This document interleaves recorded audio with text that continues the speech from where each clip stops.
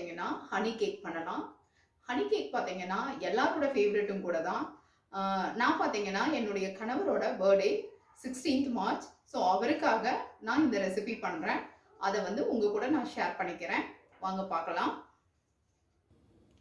Honey கேக்குக்கு தேவையான ingredients என்னென்னு பார்க்கலாம். நான் இதில் பார்த்தீங்கன்னா சுகர் வந்து பார்த்தீங்கன்னா 1/2 கப் எடுத்திருக்கேன். அதை வந்து நல்லா பவுடர் பண்ணியாச்சு. ஒரே ஒரு டீஸ்பூன் அளவுக்கு நமக்கு பேக்கிங் பவுடர் வேணும். அதுக்கப்புறமா 1/3 கப்புக்கு கர்ட் எடுத்திருக்கேன். இதில் பார்த்தீங்கன்னா 1/4 கப்புக்கு ஆயில் எடுத்துருக்குது. இது வந்து ஃப்ளேவர்லெஸ் ஆயில் தான் எடுக்கணும். ஃபஸ்ட்டு இதை நம்ம வந்து கலந்துடலாம். கூடவே நம்ம பவுடர் பண்ணி வச்ச சுகரை இதில் ஆட் பண்ணிக்கலாம். இதை நல்லா நம்ம கலந்து விட்டுடலாம்.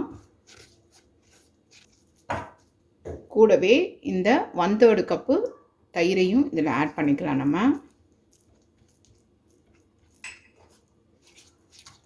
1/4 டீஸ்பூன் அளவுக்கு பேக்கிங் சோடா ஆட் பண்ணிக்கலாம். 1 டீஸ்பூன் அளவுக்கு பேக்கிங் பவுடர் ஆட் பண்ணிடலாம். 1 1/2 கப் மைதா ஆட் பண்ணிக்கலாம். இது வந்து நம்ம கலந்துக்கிறதுக்கு இன்னொரு 1/2 கப் அளவுக்கு நான் பால் எடுத்திருக்கேன். காய்ச்சி ரூம் டெம்பரேச்சரில் இருக்கிற பால் தான் இது. சரியாக இருக்கும். இப்போ நம்ம வெண்ணிலா எசன்ஸ் ஒரு 1/4 டீஸ்பூன் அளவுக்கு சேர்த்திக்கலாம். அதில் கூடவே 1 பிஞ்ச் அளவுக்கு சால்ட் ஆட் பண்ணிக்கலாம். இதை நல்லா கலந்து விட்டுக்கலாம். இந்த பேஸ் கேக் பார்த்திங்கன்னா எப்பயும் செய்கிற மாதிரி தான் கேக்கு. ஆனால் வந்து அந்த ஹனி மட்டும் நம்ம செய்கிறது மட்டும்தான் இதில் ஸ்பெஷல். ஹனி கேக் வந்து உண்மையாலுமே எல்லாரோட ஃபேவரெட்டு. இந்த ட்ரேயில் பார்த்திங்கன்னா நான் ஆயில் தான் தடவியிருக்கேன். பட்டர் கூட நான் ஆட் பண்ணலை. இதை நல்லா ஸ்ப்ரெட் பண்ணிக்கலாம். கொஞ்சம் மைதா மட்டும் ஆட் பண்ணிவிட்டு நம்ம டஸ்டிங் பண்ணலாம். அதில் இந்த மாதிரி டஸ்டிங் பண்ணி வச்சுக்கலாம். இப்போ 180 டிகிரியில் நான் வந்து 10 மினிட்ஸ் வந்து ப்ரீ ஹீட் பண்ணியிருக்கேன். இப்போ நம்ம இந்த ட்ரேயில் ஊற்றிடலாம்.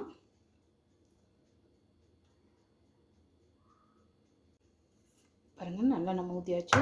நல்லா டேப் பண்ணிக்கலாம். ப்ரீ ஹீட் டைமிங் வந்து முடிஞ்சிடுச்சு. இப்போ பார்த்தீங்கன்னா நம்ம உள்ளே வச்சிடலாம். ஓவனுக்குள்ளார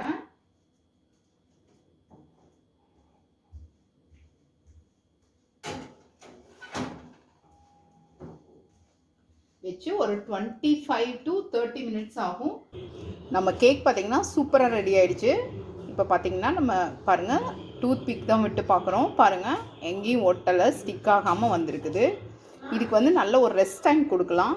ஆறட்டும் இது. அது வரைக்கும் இதை டவல் மேலே போட்டு இதை வந்து நம்ம க்ளோஸ் பண்ணி வச்சுருக்கலாம். இப்போ வந்து நம்ம ஹனி சிரப் பண்ணலாம். இதில் நம்ம ஒரு 2 டேபிள் ஸ்பூன் அளவுக்கு சர்க்கரை மட்டும் ஆட் பண்ணிக்கலாம்.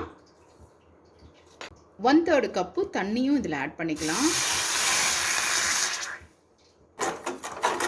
இது நல்லா நம்ம கலந்து விட்டுக்கலாம். இது ஒன்றும் சிரப் மாதிரி அந்த மாதிரி பதம்லாம் இதுக்கு தேவையில்லை. சும்மா இந்த சர்க்கரை வந்து நமக்கு நல்லா கரையணும், அவ்வளோதான். ஆயிடுச்சு. இப்போ நம்ம ஸ்டவ் ஆஃப் பண்ணிடலாம். இது நல்லா ஆறட்டும், ரூம் டெம்பரேச்சருக்கு வரட்டும். இது நம்ம அந்த ஹனி கேக் மேலே அந்த டெக்கரேட் பண்ணுறதுக்காக பார்த்திங்கன்னா இது வந்து மிக்ஸ்டு ஜாம் தான், மிக்ஸ்டு ஃப்ரூட் ஜாம். இந்த மிக்ஸ்டு ஃப்ரூட் ஜாம் பார்த்திங்கன்னா நான் ஒரு 1/4 கப் எடுத்திருக்கேன். 1/4 கப்புக்கும் மேலே 1/3 கப் எடுத்திருக்கேன். இதில் ஒரு டேபிள் ஸ்பூன் அளவுக்கு நம்ம ஹனி ஆட் பண்ணிக்கலாம். இதெல்லாம் ஃபுல்லாக நல்லா கரைஞ்சி வர மாதிரி இதை வந்து நல்லா நம்ம இதில் இந்த ஜாம் எல்லாம் மெல்ட் ஆகணும். அந்த கன்சிஸ்டன்சி வந்தால் போதும். நம்ம அதுக்கப்புறமா இந்த ஸ்டவ் வந்து ஆஃப் பண்ணிடலாம். இந்த கன்சிஸ்டன்சிக்கு நம்ம இப்போ ஆஃப் பண்ணி எடுத்தாச்சு. பாருங்கள்,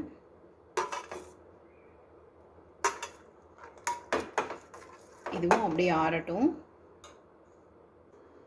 இப்போ நம்ம கேக்கு இந்த ஓரங்கள்லாம் நம்ம நல்லா எடுத்து விடலாம்.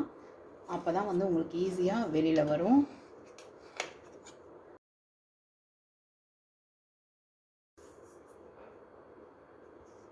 நம்ம கேக் பார்த்திங்கன்னா சூப்பராக வந்திருக்குது. இதை வந்து நம்ம சரியாக வச்சுக்கலாம். இப்போ இதுக்கு நல்லா சின்ன சின்ன ஹோலாக நம்ம போட்டு வச்சுக்கலாம். அப்போ தான் அந்த வந்து சிரப் வந்து உள்ளே போகும்.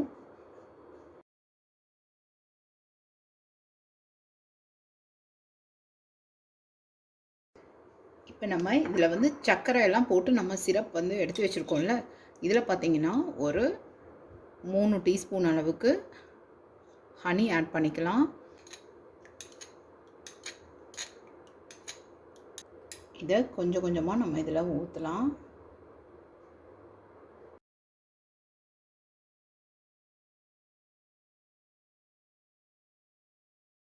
இப்போ நம்ம பாருங்கள், நம்ம வந்து ஜாம் வந்து நல்லா மெல்ட் பண்ணி வச்சுருக்கோம்ல, அதை வந்து இதில் நம்ம டெக்கரேட் பண்ணிக்கலாம்.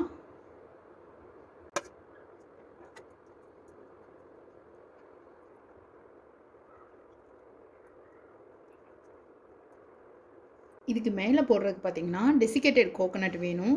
அது பார்த்திங்கன்னா நம்ம கொஞ்சம் எடுத்துக்கலாம்.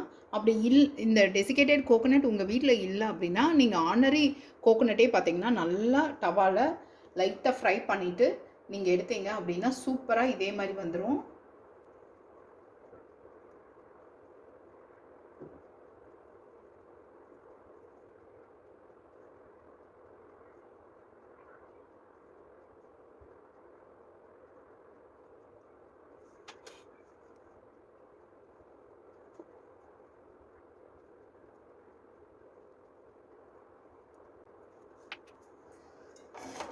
என்னோடய ஹஸ்பண்ட் பார்த்திங்கன்னா ஜாமுன் கூட ரொம்ப இஷ்டம். ஸோ ஜாமுன் வச்சு நம்ம இதை டெக்கரேட் பண்ணிடலாம்.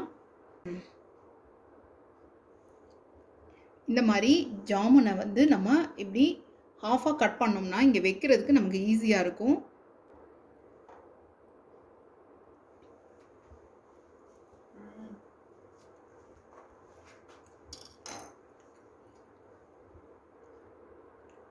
இப்போ ஜாமுன் எல்லாம் வச்சுட்டேன்.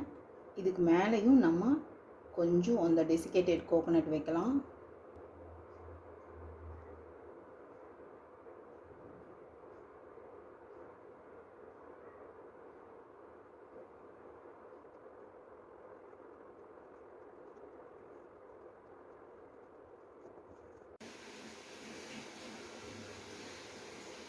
நான் வந்து டெக்கரேட் பண்ணி முடிச்சிட்டேன். பாருங்கள் கேக் எப்படி இருக்குது அப்படின்னு சொல்லிட்டு. ரொம்ப சிம்பிள் இன்க்ரீடியன்ஸ் தான், ரொம்ப பேசிக் மாடல் கேக் தான். அதில் வந்து என்னோடய கணவருக்கு பார்த்திங்கன்னா ஜாமுன் ரொம்ப இஷ்டம், அதே மாதிரி ஹனி கேக்கும் ரொம்ப இஷ்டம். ஸோ அவருக்கான சர்ப்ரைஸ் கேக் தான் இது. நான் வந்து ரெண்டும் சேர்த்து ஹனி ஜாமுன் கேக்காக நான் பண்ணியிருக்கேன், டெக்கரேட் பண்ணியிருக்கேன். எப்படி இருக்குன்னு பாருங்கள். இந்த ரெசிபி பிடிச்சிருந்தது அப்படின்னா லைக் பண்ணுங்கள், ஷேர் பண்ணுங்கள், சப்ஸ்கிரைப் பண்ணுங்கள். தேங்க்ஸ் ஃபார் வாட்சிங்.